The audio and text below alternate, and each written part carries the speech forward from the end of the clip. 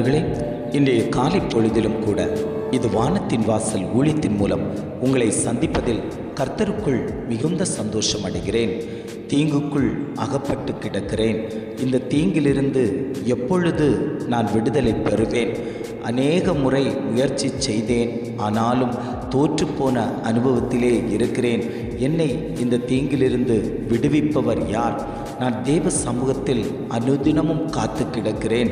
எனக்கு ஒரு விடுதலை கிடைக்கவில்லையே என்று தேவனுடைய முகத்தை நோக்கி பார்த்து கொண்டிருக்கக்கூடிய ஒவ்வொரு தேவ ஜனங்களையும் பார்த்து ஆண்டவர் சொல்லுகிறார், உன்மேல் தீங்கு வருவது இல்லை என்று. இன்றைய காலை பொழுதில் ஒவ்வொரு குடும்பங்களையும் பார்த்து அவர் வாக்கு கொடுத்து கொண்டிருக்கிறார்.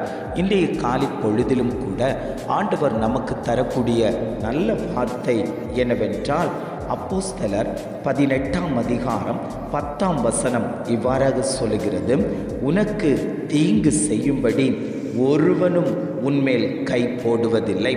வசனம் இவ்வாறாக சொல்லுகிறது, உனக்கு தீங்கு செய்யும்படி ஒருவனும் உன்மேல் கை போடுவதில்லை.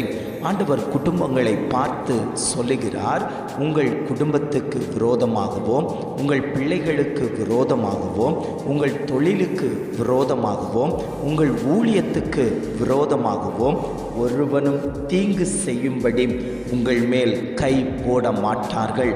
ஏனென்றால் நான் உங்களோடு கூட இருக்கிறேன் என்று குடும்பங்களை பார்த்து ஆண்டவர் வாக்கு கொடுத்து கொண்டிருக்கிறார். இன்றைய காலகட்டத்தில் நாம் மாயான இந்த உலகத்தில் வாழ்ந்து கொண்டிருக்கிறோம்.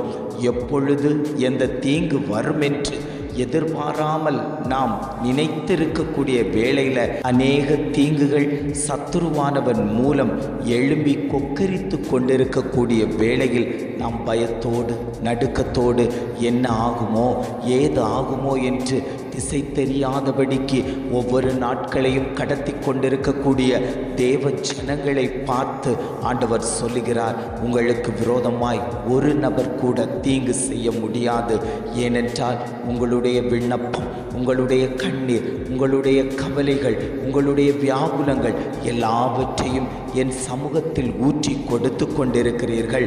உங்களுக்கு நான் பதில் செய்வதற்கு, உங்களுக்காக நான் யுத்தம் பண்ணுவதற்கு, உங்களுக்காக நான் போராடுவதற்கு நான் உங்கள் முன்னிலையில் வந்து நிற்கிறேன். இனி எந்த சத்துருவும், எந்த தீங்கும், எந்த பொல்லாப்பும் உங்கள் கூடாரத்தில் வருவதில்லை. வாதை உன் கூடாரத்தை அணுகாது, பொல்லாப்பு உனக்கு நேரிடாது என்று சொன்ன பிரகாரம் எந்த வாதையும் எந்த பொல்லாப்பும் உங்களை சேதப்படுத்தாதபடிக்கு நான் உங்களோடு கூட இருக்கிறேன் என்று ஆண்டவர் உங்களை பார்த்து பேசிக்கொண்டிருக்கிறார். அநேகர் நினைத்து கொண்டிருக்கலாம், கடன் பாரத்தினால அழுத்தப்பட்டு நான் என்ன செய்வேன்? கடன் கேட்பதற்காக அநேகர் என் வீட்டு வாசலில் வந்து விடுவார்களோ, நான் வேலை செய்கிற இடத்தில் வந்து விடுவார்களோ, நான் என்ன செய்வேன் ஆண்டவரே என்று அனுதினமும் பயத்தோடு நடுக்கத்தோடு ஒரு நெருக்கத்தோடு வாழ்ந்து கொண்டிருக்கக்கூடிய உங்களை பார்த்து ஆண்டவர் சொல்லுகிறார், உங்களுக்கு விரோதமாய் எவனும் கை போடுவதில்லை, உங்களுக்கு விரோதமாய் எவனும் குற்றப்படுத்துவதில்லை, உங்களுக்கு விரோதமாய் எவனும் எதிர்த்து நிற்பதில்லை. நான் உங்களுக்கு உண்டான வழிவாசலை திறந்து தருவேன். எந்த நன்மைகள் உங்களுக்கு குறைவுபட்டு இருக்கிறதோ அந்த நன்மைகளில் என்னுடைய கரம் வைக்கப்படும். தீங்குகள் வருவதில்லை. தேவ பிள்ளைகளுக்கு விரோதமாய் ஒரு நபர் கூட தீங்கு செய்யாதபடிக்கு உங்களை நான் வேலியடைத்து பாதுகாத்து வைத்திருக்கிறேன். யோபுக்குண்டான எல்லாவற்றையும் தேவன் வேலியடைத்து பாதுகாத்தது போல நான் உங்களுக்குண்டான எல்லாவற்றின் மேலும் ஒரு தெய்வீக வேலியடைப்பை நான் பாதுகாத்து வைத்திருக்கிறேன். என்னுடைய பிள்ளைகளை அபகரித்து விடுவார்களோ, என் சொத்தை அபகரித்து விடுவார்களோ, என் வீட்டை அபகரித்து விடுவார்களோ, என்னுடைய காரியத்தை எல்லாம் அவர்கள் வஞ்சித்து வைத்து விடுவார்களோ என்று நீங்கள் பாரத்தோடு கவலையோடு இருந்து கொண்டிருக்கிறீர்கள் அல்லவோ? உங்களை பார்த்துத்தான் ஆண்டவர் சொல்லுகிறார், உங்களுக்கு விரோதமாய் ஒருவனும் கை போட முடியாது, உங்களுக்கு விரோதமாய் ஒருவனும் எதிர்த்து நிற்க முடியாது.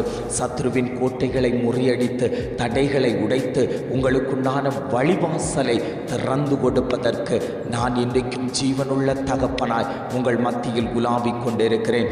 எத்தனை பேர் வாஞ்சையோடு ஆண்டவரே என் குடும்பத்தில் இருக்கக்கூடிய தீங்குகள் மாற்றப்பட வேண்டும் என்று எத்தனை பேர் தேவ சமூகத்தை நோக்கி பார்த்து கொண்டிருக்கிறீர்களோ அத்தனை பேரையும் ஆண்டவர் பார்த்து சொல்லுகிறார், உங்கள் குடும்பத்தில் நான் வாசம் பண்ண போகிறேன். நான் அந்த குடும்பத்தில் வரும்போது உங்கள் குடும்பத்தில் கிடக்கக்கூடிய இருளின் அந்தகாரங்கள் மாற்றப்படும், இருளின் அதிகாரங்கள் மாற்றப்படும். ஒரு வெளிச்சம் உங்கள் குடும்பத்துக்குள் உலாவும் போது எந்த தீங்கும் உங்களை அணுகாது, எந்த பலவீனமும் உங்களை சேதப்படுத்தாது. கர்த்தராகிய நான் உன்னோடு கூட இருந்து உனக்கு வேண்டியவைகளையெல்லாம் நான் செய்து தருவேன் என்று ஆவியானவர் இன்றைய காலை பொழுதில் குடும்பங்களை பார்த்து அவர் வாக்குத்தத்தம் கொடுத்து கொண்டிருக்கிறார்.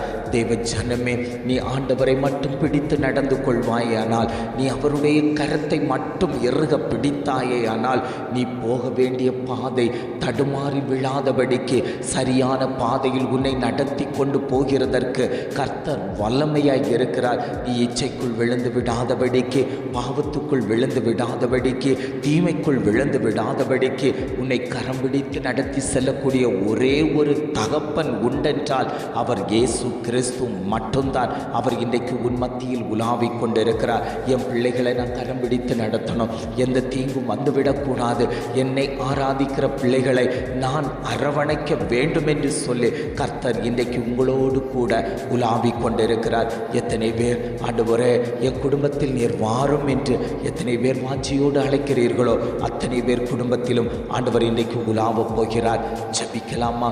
அன்பின் பரலோக பிதாவே, இந்த காலை பொழுதிலும் ஆண்டவர் தந்த நல்ல வார்த்தைகளுக்காக நாங்கள் உமக்கு நன்றி செலுத்துகிறோம். ஆண்டவரே, நான் உன்னோடனே கூட இருக்கிறேன் என்று வாக்குத்தத்தம் பண்ணின தகப்பன் ஆவியானவரே, எங்கள் கூட நீர் இருப்பதற்காக நாங்கள் உமக்கு நன்றி செலுத்துகிறோம். ஆண்டவரே, உனக்கு தீங்கு செய்யாதபடிக்கு ஒருவனும் உன்மேல் கை போடுவதில்லை என்று அழகான ஒரு வாக்குத்தத்தம் தந்தீங்க. ஆண்டவரே, ஒருவனும் எங்கள் மேல் கை போடாதபடிக்கு கர்த்தர் எங்களை வேலியடைத்து பாதுகாத்து கொள்ளும்படியாய் நாங்கள் ஜெபிக்கிறோம். ஆண்டவரே, உம்முடைய வேலியடைப்பு எங்களை புடை சூழ்ந்து நிற்கட்டும். ஆண்டவரே, அனுதினமும் நாங்கள் உம்முடைய சமூகத்தில் காத்திருந்து ஜெபிக்க கர்த்தர் இரக்கம் பாராட்டும்படியாய் நாங்கள் ஜெபிக்கிறோம். ஆண்டவரே, இனி எங்களை தீங்கு தொடக்கூடாது, இனி எங்களை துக்கம் தொடக்கூடாது, இனி எங்களை வியாகுலம் தொடாதபடிக்கு தேவன் எங்களோடு கூட இருக்கும்படியாய் நாங்கள் ஜெபிக்கிறோம். இதை கேட்டுக்கொண்டிருக்கக்கூடிய, இதை ஜெபித்து கொண்டிருக்கக்கூடிய ஒவ்வொரு குடும்பத்தையும் தேவன் ஆசீர்வதிக்கும்படியாய் நாங்கள் ஜெபிக்கிறோம். அந்த குடும்பத்தில் தேவ பாதுகாவல் அந்த குடும்பங்களில் இறங்கும்படியாய் நாங்கள் ஜெபிக்கிறோம். அப்படியே செய்து விட்டதற்காய் ஸ்தோத்திரம். உம்முடைய நாமம் மகிமைப்பட்டு விட்டதற்காய் ஸ்தோத்திரம். தேவனுடைய கரத்தில் எங்களை தாழ்த்தி தருகிறோம். துதிகன மகிமை எல்லாம் உமக்கே செலுத்துகிறோம். மீட்பர் இயேசுவின் மூலம் ஜெபம் கேளும் நல்ல பிதாவே. ஆமேன், ஆமேன்.